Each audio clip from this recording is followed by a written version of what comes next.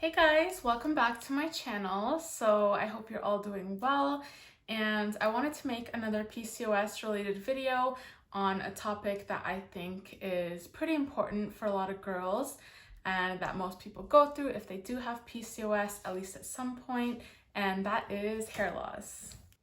So as you can tell, I have extremely thick hair. It grows super quick. It's really dark and thick, but it hasn't always been this way. I started losing a lot of hair after I got really sick with mono in, I think it was 2016, summer of 2016. So I was sick for about a month, very, very sick. And after that, I just started losing hair. I couldn't control it. It was falling out by the clumps, and I never experienced that before, so I didn't know what was going on. I remember even when I was showering, I would look down at the drain and it would literally be like clumps of hair that was just laying on the shower floor. So after about probably like 3 months of this going on, I started really panicking because I'm like, oh my God, I can actually see a difference on my scalp. My hair was thinning out and it just wasn't growing how it usually would. And probably at the 4-month mark, I realized I was like, oh my God, I think I've actually lost like a third of my hair, if not a bit more. Yeah, it was just super small amount. I remembered when I would put it in a ponytail, I can usually do kind of 2 loops with the ponytail at the most because my hair is so thick. And then at that point, I remember I was doing 3 and I was like, okay, something is definitely going on. So I started kind of researching into it a bit more and trying to figure out how I could help myself. And at this point, I also didn't know I had PCOS. I always had suspicions all my life and pretty much self-diagnosed myself because my doctor wasn't diagnosing me or taking me seriously about all my symptoms.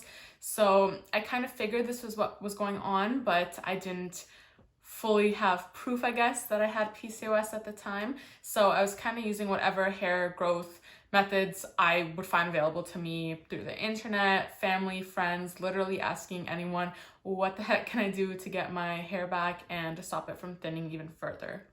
So my first tip of something I did was massaging my scalp, probably around 3 times a week.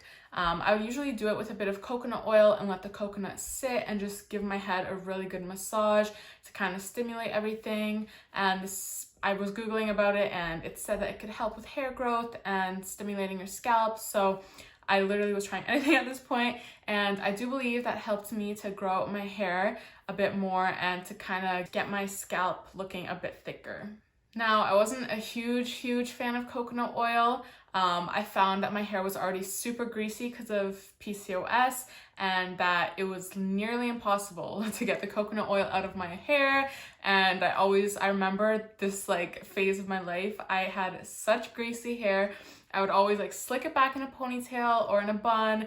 And I remember I never wore my hair down because one, you could see some kind of not bald spots, but spots that looked very thin on the back of my head and kind of at the front.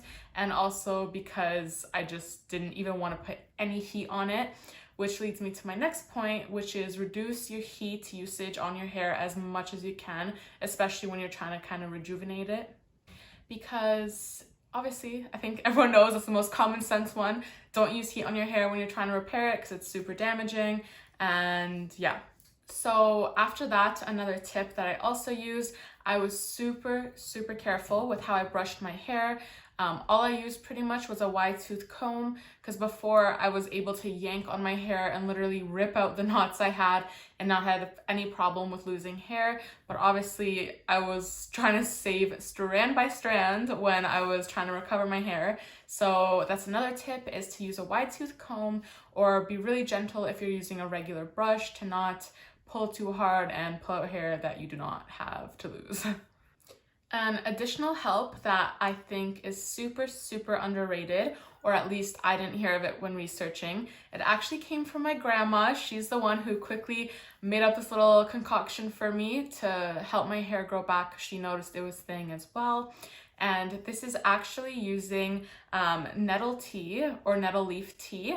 It's pretty much available in most grocery stores, I would assume, or Walmart's or whatever. I'll put a brand here that you guys can use. So what she did, she used fresh nettle leaves. That's probably a bit better if you can find fresh anywhere. But if not, again, you can use the tea. And she boiled like about a handful of them in water. So in like a big little jug, or not jug, stovetop thing of water. She boiled probably like a handful like that. And if you're using tea, I'm guessing you could probably put like maybe 8 bags of tea in water like that.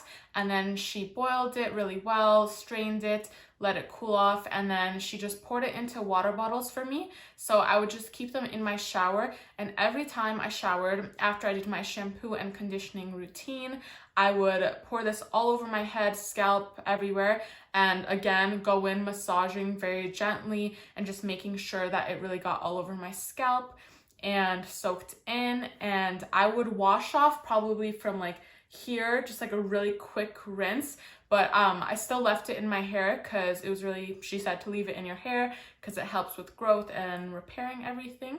So I really think that that helped me. And it was probably after like a solid month of using it every time I showered, or even sometimes I would just like pour it over my head and then just rinse my hair without actually shampooing it and stuff. Probably like a month and a half, I actually started seeing results and seeing my hair start to grow back a bit and get a bit thicker. So I do believe this is a life-saving tip that, yeah, is not widely known of. And I'm gonna insert also some benefits of the nettle just so you guys can see that there's actual somewhat scientific backing behind this, and it's not just me and my grandma's little concoction. So another thing that I did to try and grow back my hair was washing my hair a lot less often. So before, I was probably washing it probably like every other day, which I've never been an everyday hair washer. With my thickness and length, it's just not an option because it literally takes hours to dry, especially if I don't use heat on it. So I would wash my hair every other day before this started because, again, it was thin. It was greasy quick. So since it was thin and greasy, you could see my scalp, and it looked even more bad with the hair loss. So as hard as it is, and I know it was super hard for me, just throw your hair up in a bun, try to go as many days without washing it as sanitarily possible, because it'll really help you if you keep all your natural oils in there and promote hair growth and hopefully help you get your, normal hair back or to grow more hair. Another huge tip that was part of my personal journey is to get your vitamin levels checked. After I was really sick for, that month and a half, I lost a lot of vitamins because I also wasn't able to eat much because my throat was so messed up. And I was also stressed out. I had anxiety. So get your vitamin levels checked. For me, I know I was severely anemic, very, very anemic. And I also had low vitamin D levels. I still struggle with low vitamin D and anemia because I feel like it's just never gonna get better at this point. No, that sounds bad. It will, but I just still struggle with it, but not as bad as it was at that time. At that time, it was dangerously low. So I started to take vitamin D and iron pills ASAP. And I think that also helped me to grow my hair back and get it thicker and longer, and just it made me healthier in general because I think I was a bit, I don't want to say malnourished, but I was lacking some serious vitamins that I ended up being able to take, and it made my situation a whole lot better. Another thing is hair oils. So I'll put the one I use here.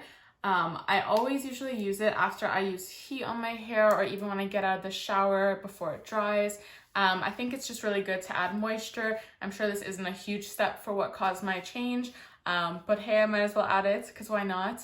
And it makes your hair look super shiny and healthy. Because at some point, I guess some of us need to fake it till we make it, till we repair our hair back and get it back. But yeah, that's just something you can do if you add a little bit onto your ends to fix the split ends and stuff. Another thing that I think helped me as well is I started being more mindful of how I was eating, because of course I think your body is, a direct reflection of how your health is doing. If you're starting to get symptom flare-ups from PCOS or anything else, your hair is dry, nails dry, whatever, is probably a reflection of what's happening internally. And so I started cutting back sugars again because I was just worried that maybe, you know, my sugar levels and insulin resistance was making my hormones go all over the place, which I thought could be potentially causing a lot of this hair loss. So yeah, that's a super important tip as well. And again, on top of that, again, stress relief, try to find ways to get stress relief. I know that as I was losing more hair and seeing more kind of thinning areas in my scalp, I started panicking even more and getting more anxious and stressed out. I remember I was literally crying because I was like, oh my gosh, what if like I actually fully, you know, lose all my hair, or what's gonna happen? But I think stress relief is a huge one too, because stress can cause hair loss. So it's not any good to just keep making the problem worse. So try to find any stress relief in any form that you can, whether it's meditation, just taking a night to yourself and doing some face masks, watching movies, honestly, whatever you love, just make sure you're trying not to stress about it. So these were the majority of my tips that I used to get full voluminous hair back. And I think my hair is now thicker than it's ever been, longer than it's ever been. It grows so quickly. I think I got a haircut in like, maybe 7 months ago, like up to here, and it already grew this much. I don't have any secrets about any special shampoos or anything like that I use. I still continue to use the regular drugstore Tresemme or whatever, or Pantene, even though I know those aren't the best. Obviously look into other ones if you want, but I was still using those while using these other tips, and my hair eventually grew back. It did probably take a while for it to be fully back, probably like 8-10 months. But yeah, just be patient and hope for the best and use these tips to hopefully get your hair back. So I can show some pictures of how my hair was before I lost, you know, literally a third, probably half of my hair. Even though it might not look like a huge difference, remember kind of where I started, like how thick and long and voluminous it was before. I know it's not nearly as bad as other people have had it, but to me, obviously, since I was used to having so much, it still was a huge difference, even though I still had a lot left. So yeah, I still had a lot left, but you can see it's clearly much thinner. This was it literally pulled up all to the front. I wasn't even, you know, just putting like half of it up or whatever. That was all of the hair I had left that was up at the front. And yeah, you can see my hair is now back to normal and to its lively self. And I haven't had any problems with my hair since. It's been really good.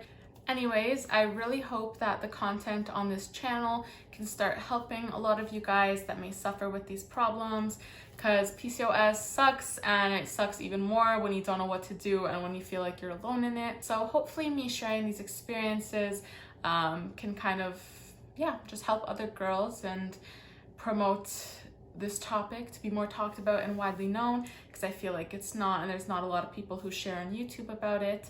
But I really hope you guys enjoy all the content I'm going to be posting, and I'd really appreciate it if you guys subscribe to my channel, and so we can grow a little community here of PCOS girls. Thank you guys again so much for watching. Please like, comment, and subscribe.